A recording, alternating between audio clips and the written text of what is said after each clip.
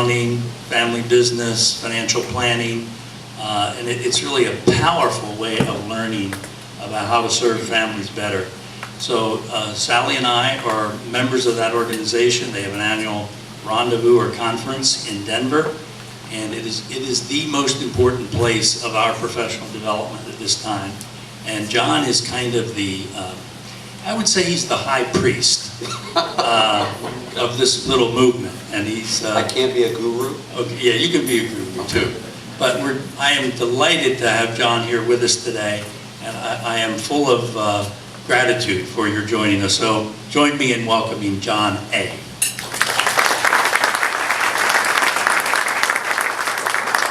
Thank you very much. And Tim Belver, I want you to come up.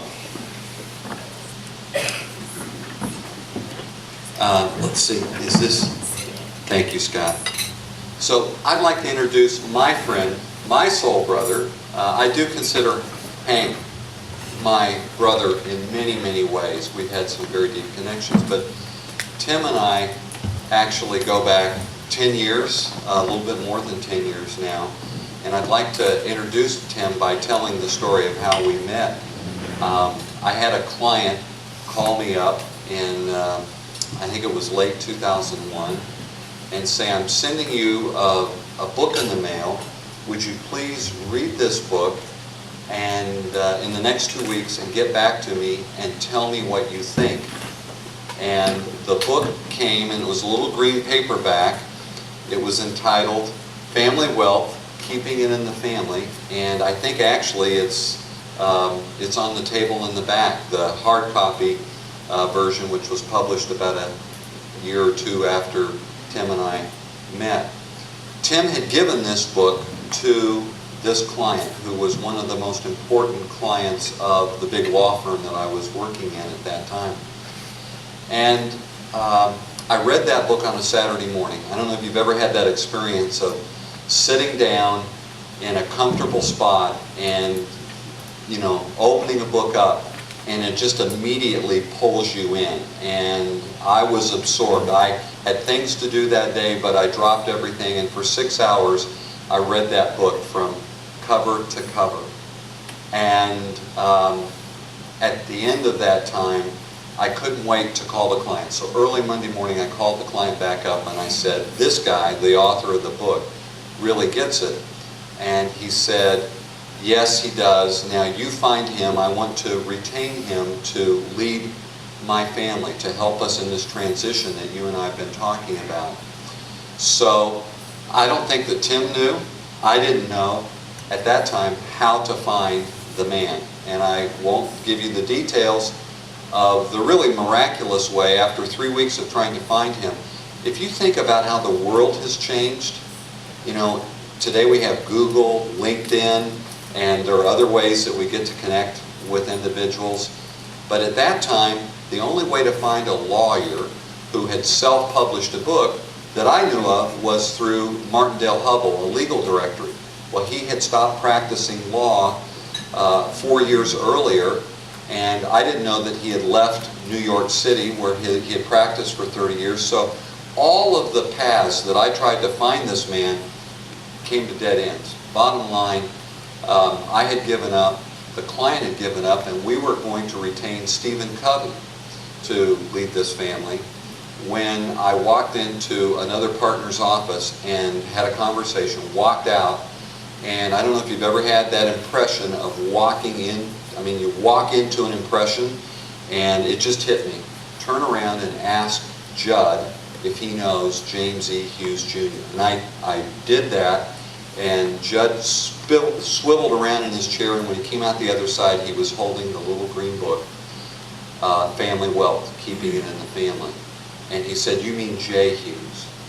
And I said, you know this guy? And he says, we represent his significant other. I said, you've got to be kidding me.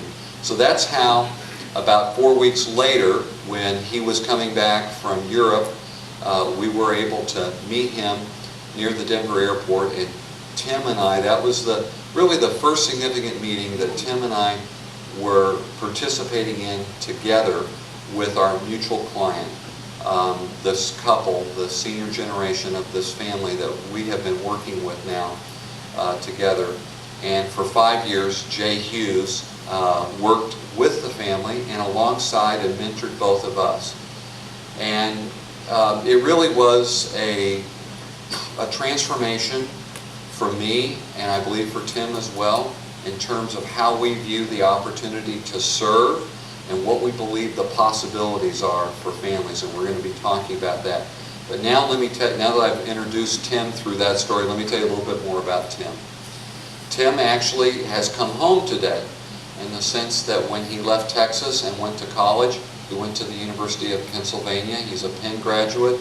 He went on to New York City and worked in the greater New York City area, went to law school at night at Seton Hall, got his law degree, worked in an advanced planning side of a major insurance company, moved to Denver probably about, what, 20 years ago? 1995. 17, soon to be 18 years ago, and has been serving families throughout the country, has clients in this area. And Tim is, among many things, passionate about Leonardo da Vinci. Do we have any Da Vinci fans in the room today? Well, you should be Da Vinci fans. But if you know much about Da Vinci was a visionary. He had a way of looking at the world and being able to make the complex simple, and in simple things to see possibilities. And in terms of inventing and revolutionizing many, not just mechanical things, but he was a student of physiology and the body as well, a truly Renaissance man.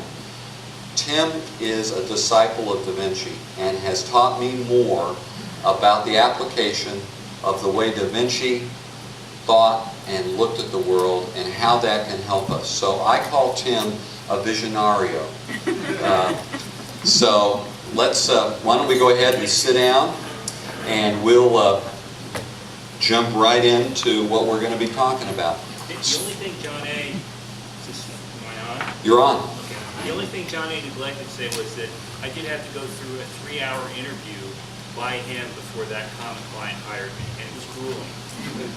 I do remember the day that Tim came to the big law firm and into a conference room and sat down, and I really did measure his heart that day, and I loved what I saw, a commitment to serve our mutual client and his family in a way that was just truly marvelous. And Tim has repeatedly demonstrated his